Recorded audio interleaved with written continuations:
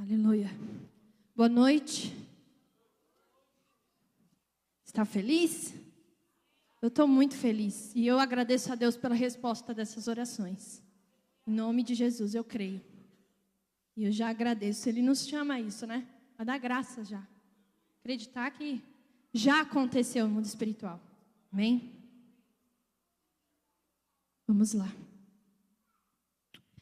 Hoje, o Espírito me levou a meditar sobre algo, né? E o desejo dele nessa noite é discorrer um pouco sobre boas obras, sobre frutos. Amém? Desde já vamos abrir em Efésios, capítulo 2, no versículo 10. Acho que eu vou acompanhar aqui, fica melhor para mim. Efésios 2, 10, que diz assim: pois somos obra-prima de Deus, criados em Cristo Jesus, a fim de realizar as boas obras que Ele de antemão planejou para nós. Então, desde já que fique guardada essa mensagem no nosso coração, de início, que Ele nos criou em Cristo, a fim de realizar boas obras que Ele de antemão planejou para nós. Em outra versão, vai dizer que Ele planejou para que andássemos nelas. Amém? Então, existe sim, boas obras que nós temos que andar. Ele de antemão planejou, Ele nos predestinou para isso. Ele planejou de antemão essas boas obras em nossas vidas. E eu acredito que essas boas obras, esses frutos, eles são o resultado de uma nova natureza.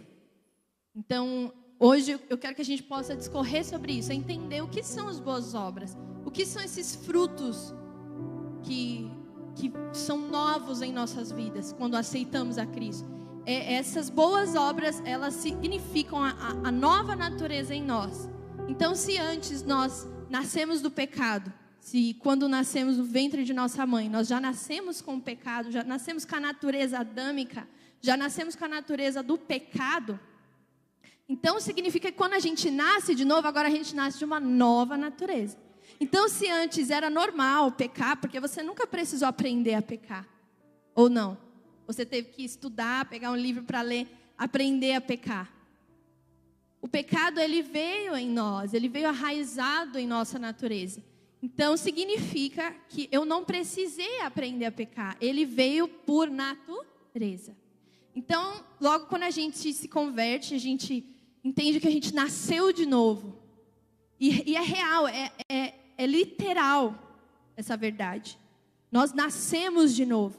Nós nascemos agora para uma nova realidade, um novo modo de viver. Então, se antes era natural pecar, agora precisa ser natural viver as boas obras. Certo? Então agora precisa ser algo natural fazer as boas obras, cumprir as boas obras, viver os frutos dessas boas obras. É o verdadeiro fruto de arrependimento. É o que demonstra que realmente eu me arrependi. Porque o que é arrependimento?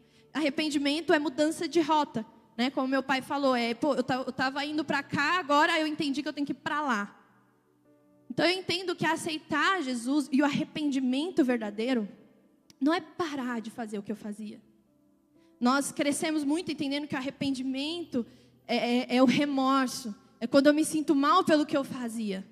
Mas a verdade, o arrependimento é deixar de fazer o que eu fazia para fazer algo novo. E não simplesmente parar de fazer o que eu fazia. Porque senão a gente, ao invés de sair de lá e ir para lá, a gente para. A gente estagna. A gente para de ir para lá, mas também não vai para lá. Então a gente fica estagnado, parado num lugar só. E é sobre isso que eu quero discorrer. Abre para mim Mateus 21. Por favor, Mateus 21. Quando já se aproximavam de Jerusalém, Jesus e seus discípulos... Não, é 21, desculpa, 21, 18. Mateus 21, 18. De manhã, enquanto voltava para Jerusalém, Jesus teve fome. Encontrando uma figueira à beira do caminho, foi ver se havia figos. mas só encontrou folhas. Então disse a figueira: nunca mais dê frutos. E no mesmo instante, a figueira secou. Eu vi na internet, não sei se isso é real, eu vou trazer isso aqui, mas não me aprofundei nisso. Mas dizem que a figueira, ela apresenta frutos antes das folhas. Ela começa já a dar frutos antes de começar a dar suas folhas. E Jesus, ele teve fome, avistou aquela figueira cheia de folhas. Então imagina que Jesus olhou para ela e desejou do fruto dela, porque talvez ele achasse que tinha frutos ali. Se já há folhas, então há frutos. Só que ele se achega àquela árvore e percebe que não há frutos. Ou seja, o tempo de frutificar passou e ela não frutificou. Ela já tinha folhas, porém não tinha frutos. Então Jesus amaldiçoou essa figueira. E eu creio que ele não amaldiçoou somente porque não havia fruto, somente porque não havia frutificado, mas porque ela aparentava estar frutificando. Ela tinha uma aparência enganosa. Ela tinha uma aparência de que estava viva, mas não estava viva. E o que eu quero que a gente se atente é o que é fruto? O que é fruto? O que é eu frutificar? O que são verdadeiros frutos? Fruto, ele é resultado de uma intimidade. Fruto é resultado de relacionamento. O maior exemplo que a gente pode ter é entre um casal. O fruto, quando um casal se relaciona, quando há intimidade, o que acontece? Há filhos, há frutos. Então, em todo relacionamento há frutos, sejam eles bons ou maus. Porque a intimidade, o relacionamento gera frutos. E Jesus nos demonstra isso em tudo. Seja por meio das plantas, como Ele nos ensina tanto. Por meio da natureza, como também por meio do homem.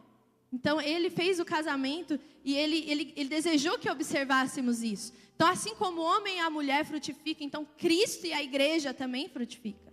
O relacionamento de Cristo conosco também deve frutificar. Então, o fruto também, ele significa, ele é a prova, ele é a testificação da nossa natureza. Ele é a prova do que somos. Então, um fruto numa árvore demonstra que árvore é aquela. Então, se aquela árvore dá figo, mostra que aquela árvore é uma figueira. Se aquela árvore dá mangas, se mostra que ela é uma mangueira. Então, trazendo isso para nós, que verdade que isso traz para nós como cristãos? O que mostra que eu sou cristã? O que comprova que eu sou verdadeira cristã, que crê em Deus e em sua palavra? Será que é o fato de eu falar que sou cristã? Porque isso é tão comum nos nossos tempos. Hoje, o próprio Brasil, ele é tão cheio de evangélicos, tão cheio de cristãos. A gente chega no trabalho e fala: sou cristã. Você é? Também sou. E aí, a fala, hoje, é o que determina se somos ou não cristãos. E não mais o fruto, não mais as nossas ações, não mais a resposta de um relacionamento. E um outro exemplo que eu usei falando com uma amiga, tentando fazer com que a gente possa enxergar o que é realmente ser um cristão. O que comprova, o que prova que eu sou uma verdadeira cristã. A gente pode trazer o exemplo de uma mãe.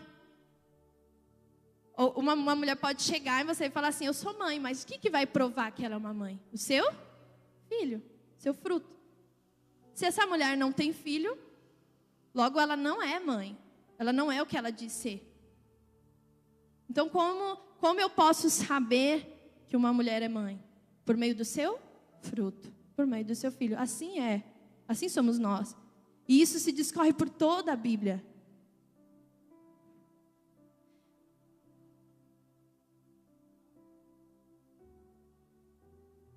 Abre para mim Lucas capítulo 6.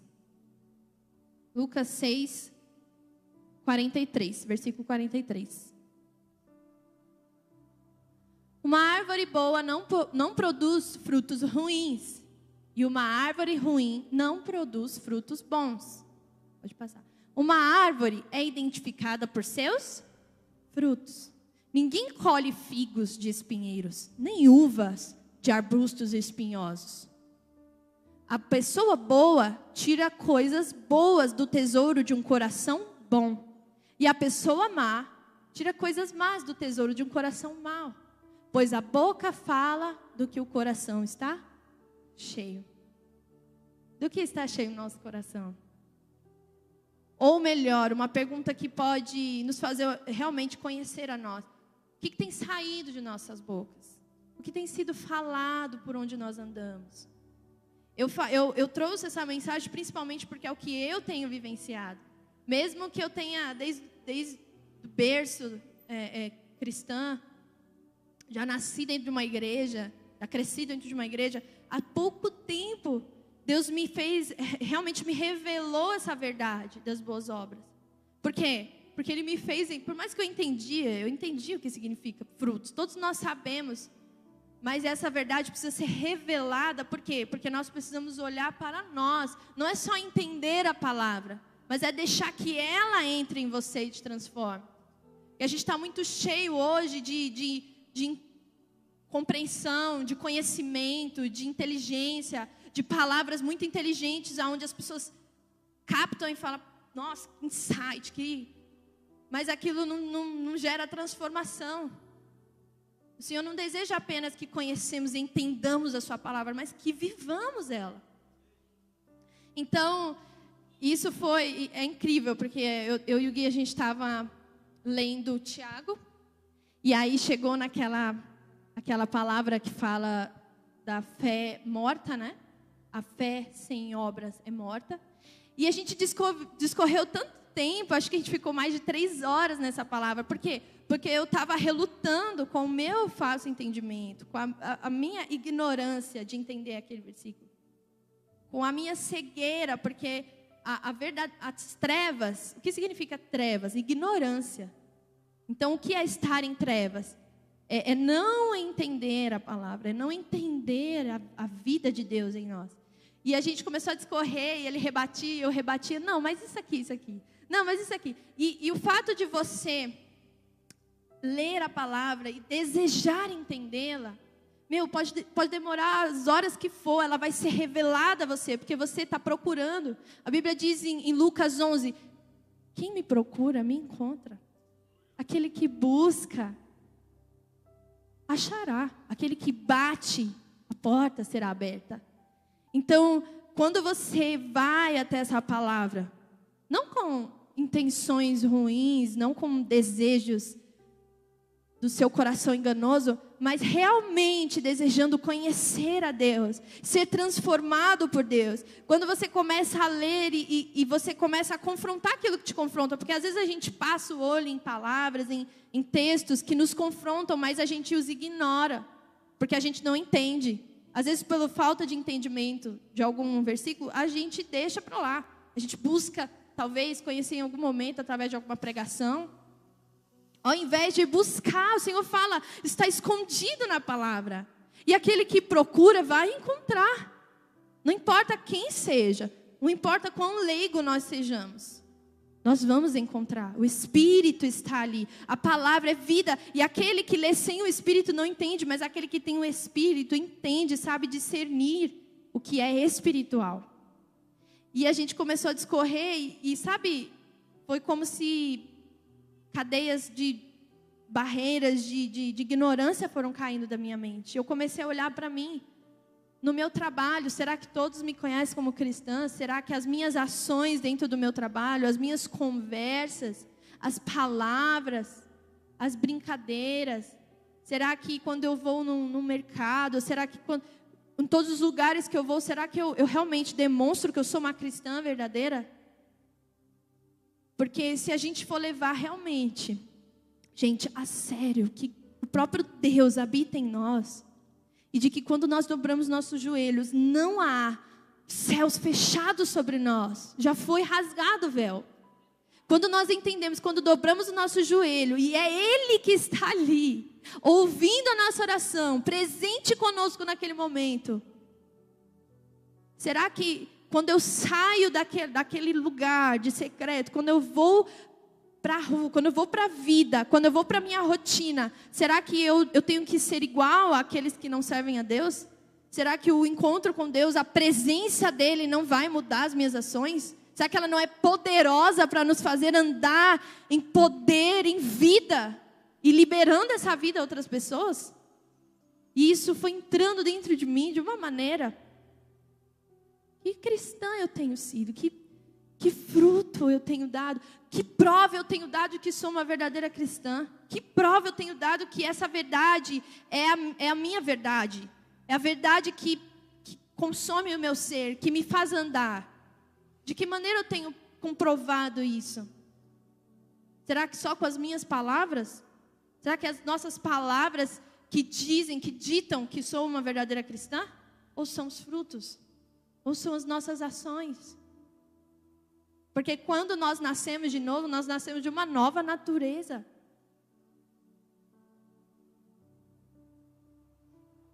Abre para mim, Vavá, por favor, em Apocalipse 3, do verso 1. Isso é muito forte.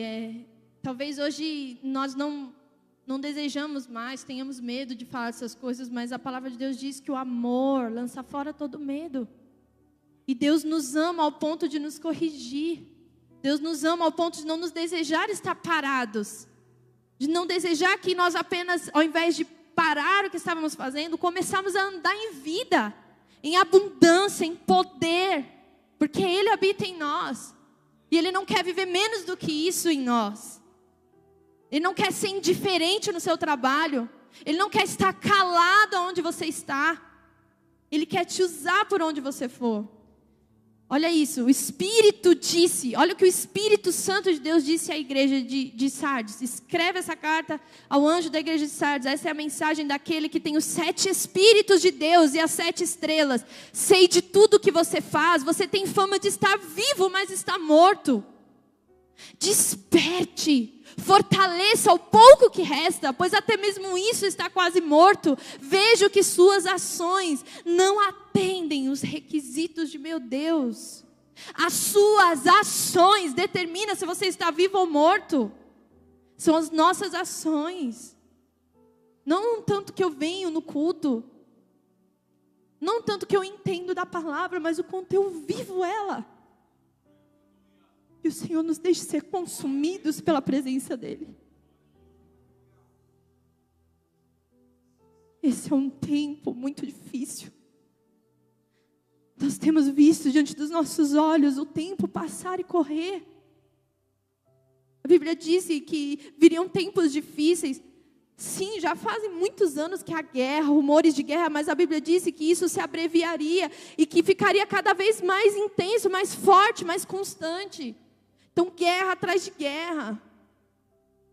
Só que quando diz que os tempos seriam difíceis,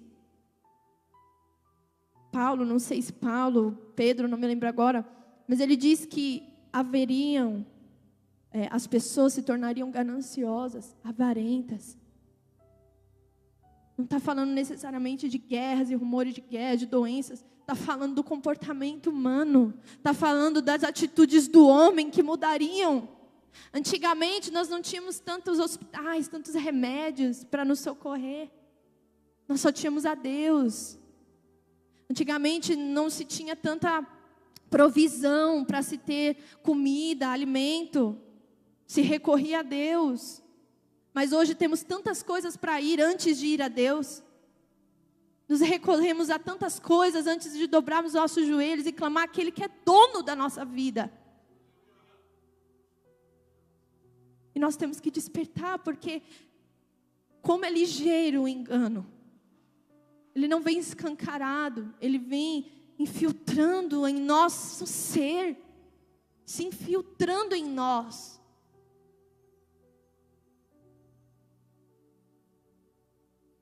Abre para mim Tiago 2,14.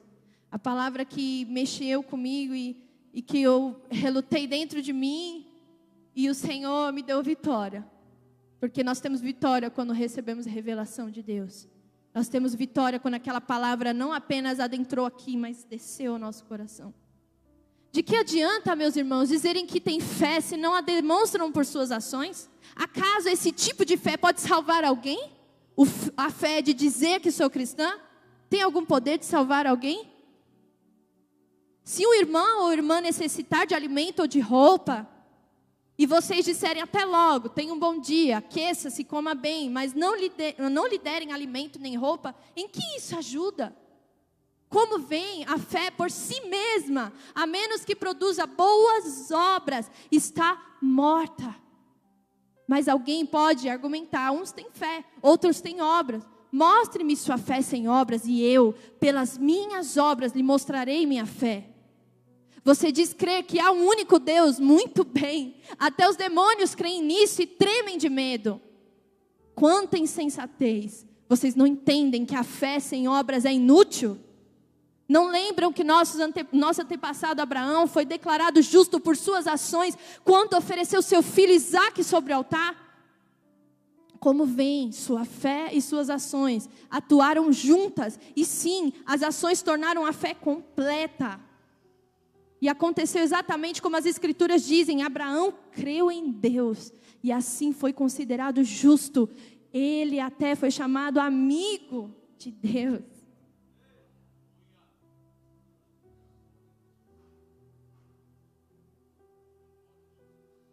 Abre 1 João 2, 28, por favor. 1 João 2, 28. Agora, filhinhos, permaneçam nele, para que quando ele voltar, estejamos confiantes e não mais afastemos dele envergonhados. Porque sabemos que ele é justo. Também sabemos que todo que pratica a justiça é nascido de Deus. Todo que pratica a justiça é nascido de Deus.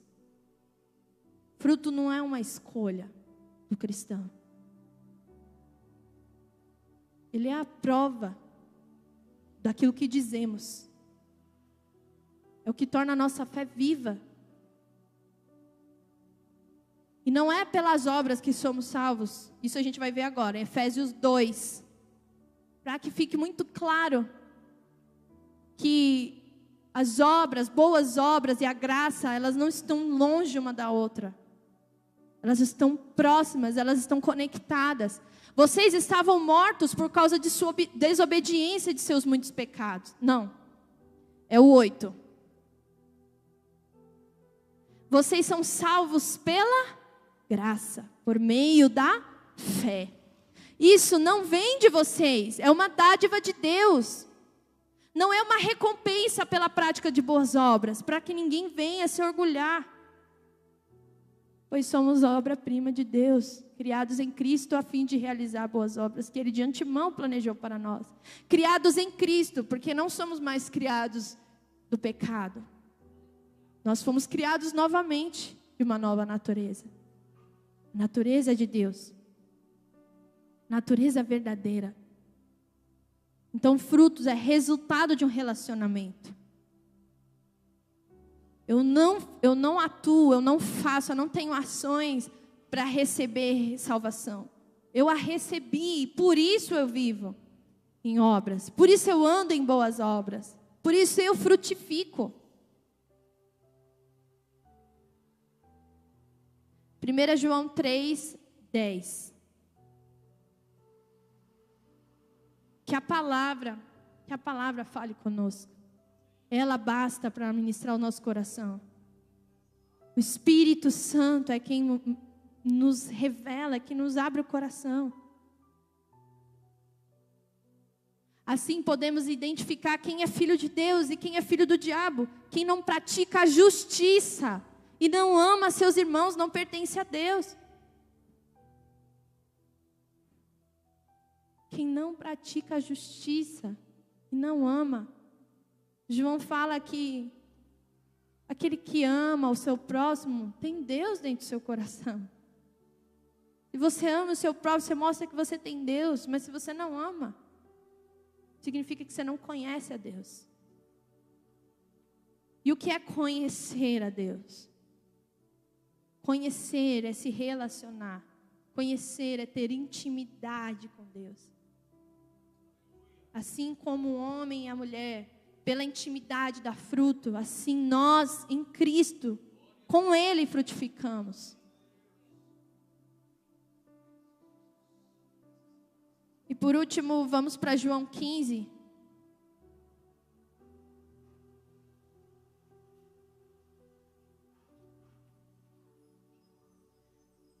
E aqui a gente vai ver como posso frutificar.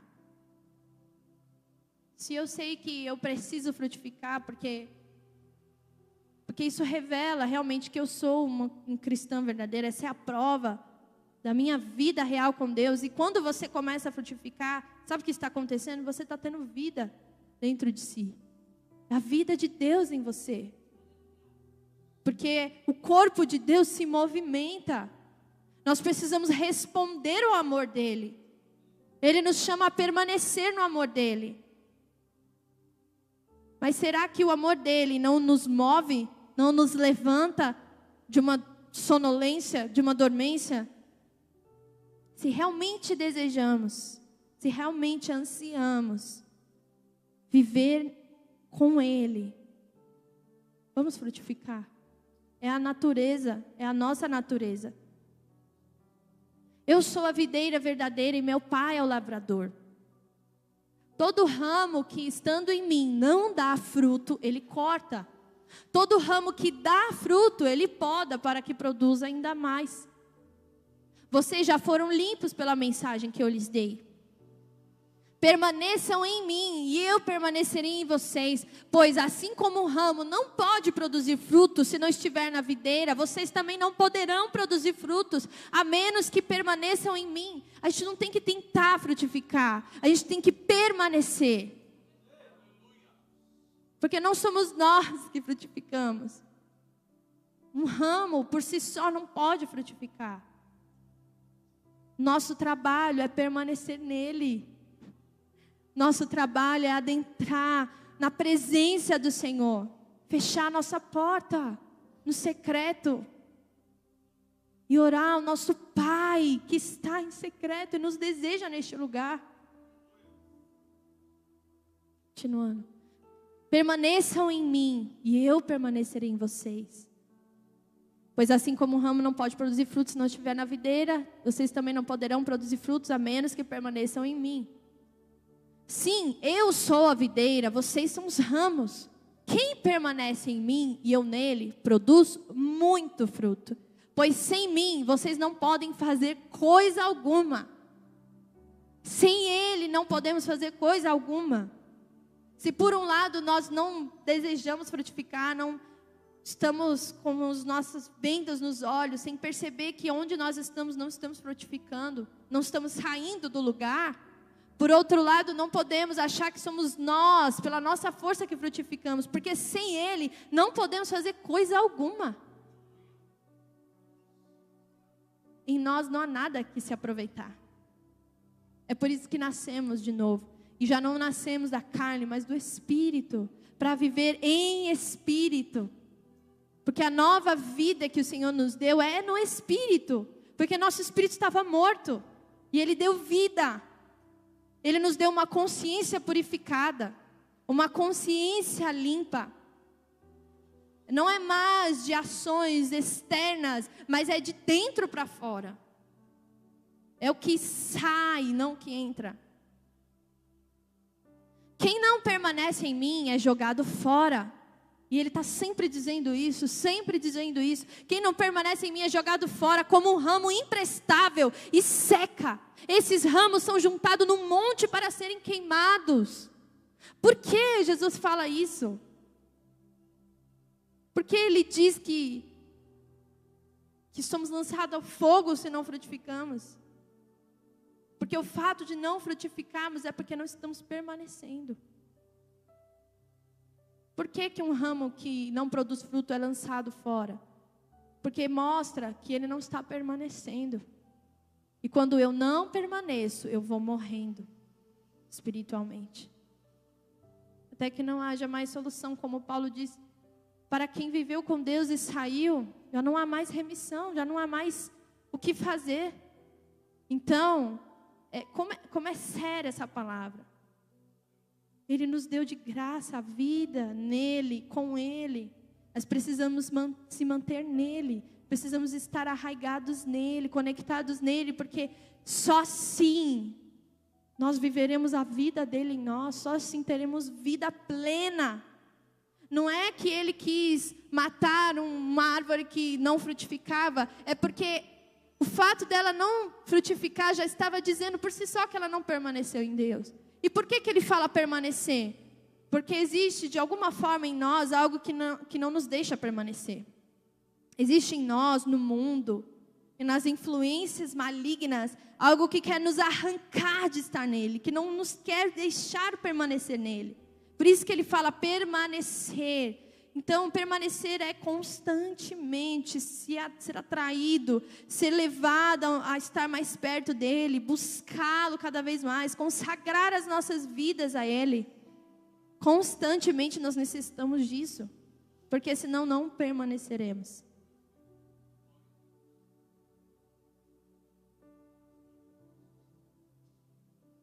E o que acontece quando permanecemos? Se para dar frutos eu preciso permanecer, então, como é esse permanecer? O que acontece? Uma vez eu ouvi de um pastor algo que abriu meu entendimento em Gênesis, e há tantas revelações para nós na Bíblia, sabe? Tantas coisas que nós não conseguimos ver, mas que se procurarmos, se buscarmos, se desejarmos, Ele nos dá livremente. E esse pastor falava assim que quando Deus criou o mundo, Ele criou as águas e deu ordem para que as águas produzissem os peixes. Quando Ele criou a terra, Ele deu ordem para que a terra produzisse as plantas, as árvores, cada uma de acordo com a sua espécie. Mas quando Ele faz o homem, não dá ordem ao barro, à terra. Ele vem com as suas próprias mãos nos formar, nos criar. E há uma chave, uma revelação nisso, porque se foram as águas que produziram os peixes, e os peixes não sabem viver fora da água, então a fonte dos peixes é as águas. Então, se as árvores só sobrevivem ligadas à terra, então a terra é a fonte das plantas. E se nós fomos criados pelo nosso Senhor,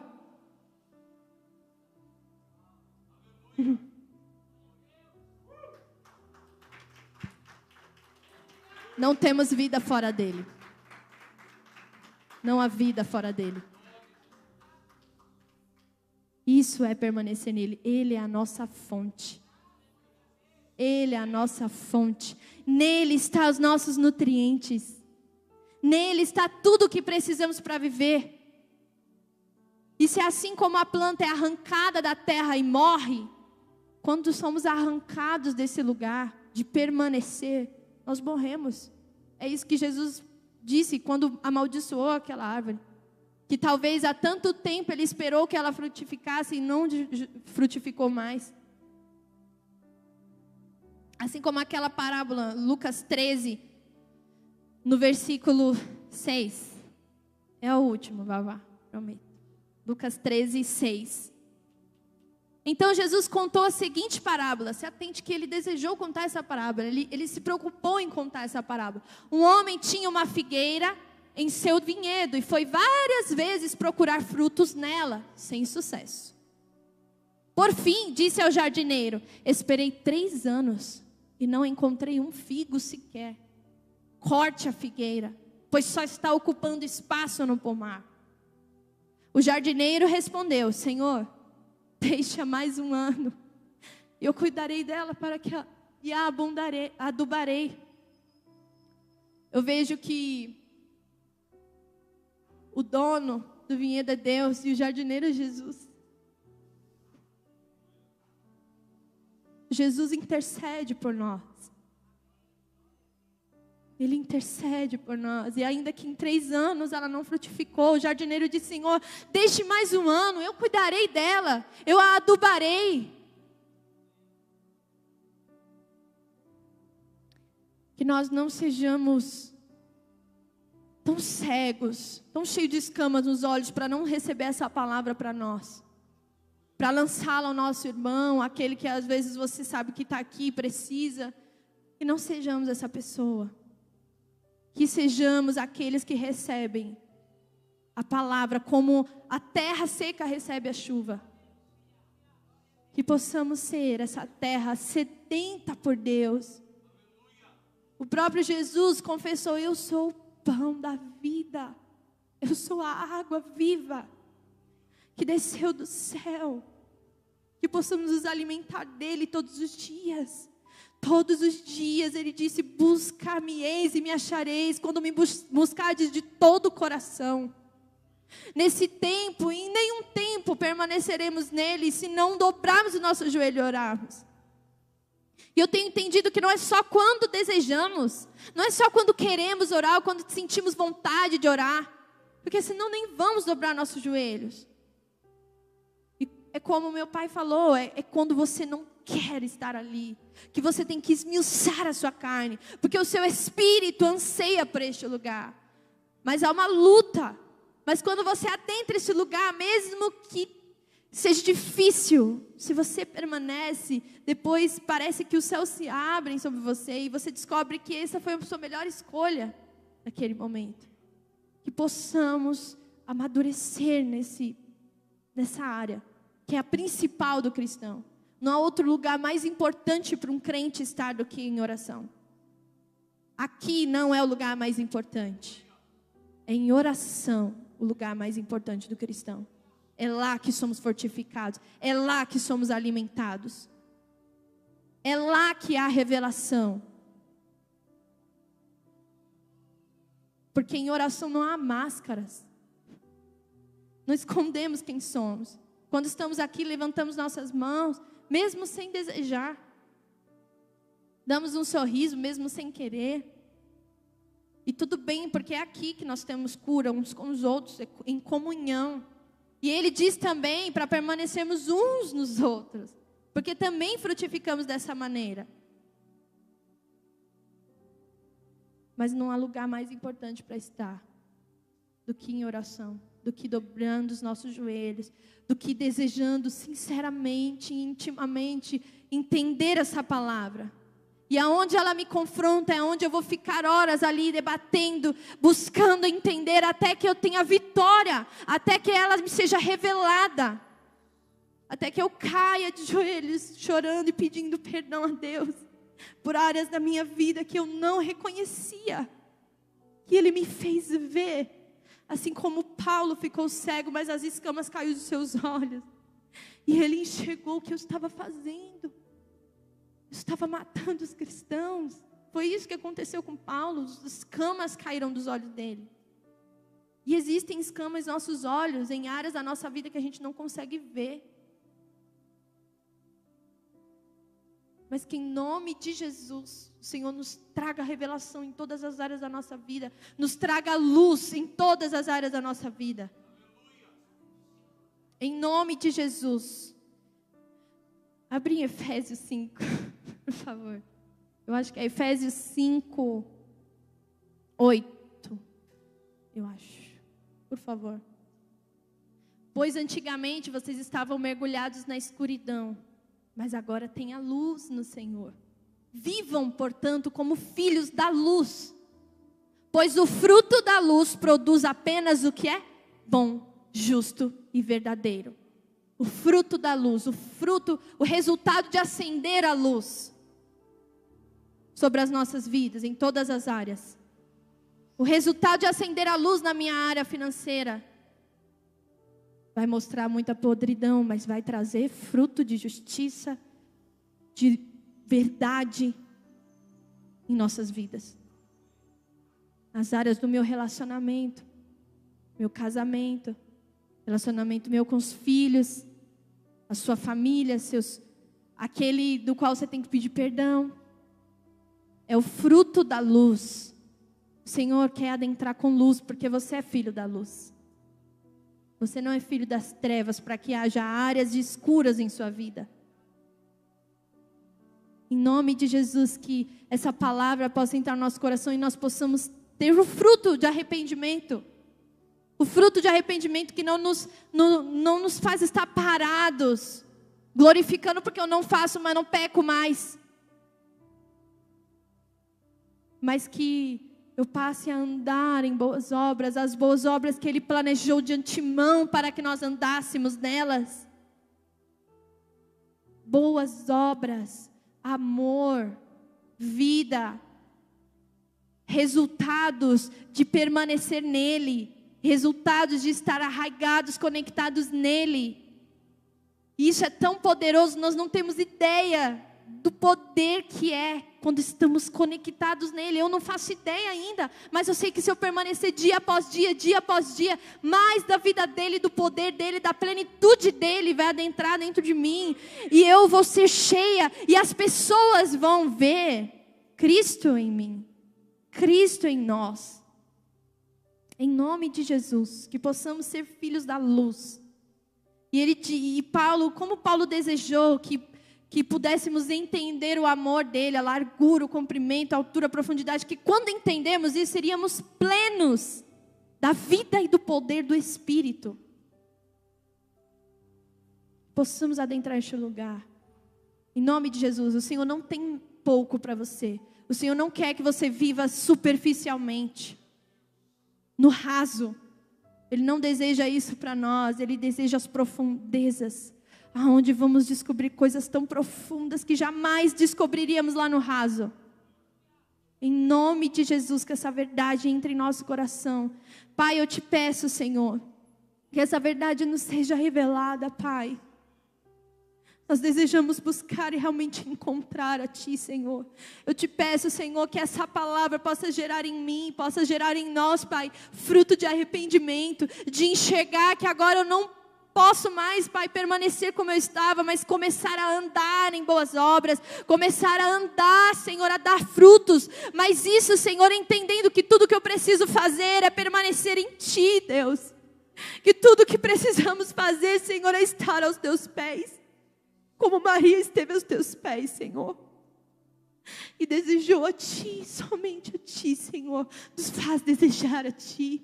Dá-nos fome e sede de Ti nesse tempo, Pai. Porque precisamos estar em Ti, Senhor. Não queremos mais ser alimentados pelas notícias ruins. Não queremos mais ser alimentados, Pai, por este mundo, Deus. Mas alimentados, ó Deus, por Ti. Alimentados pela Tua palavra. Alimentados pelo relacionamento de intimidade contigo, Pai. Queremos ter o resultado do que é o relacionamento contigo, o resultado do que é a intimidade contigo, Senhor, o resultado de nos lançarmos aos Teus pés, desejando a Tua vontade plena em nossas vidas, Pai.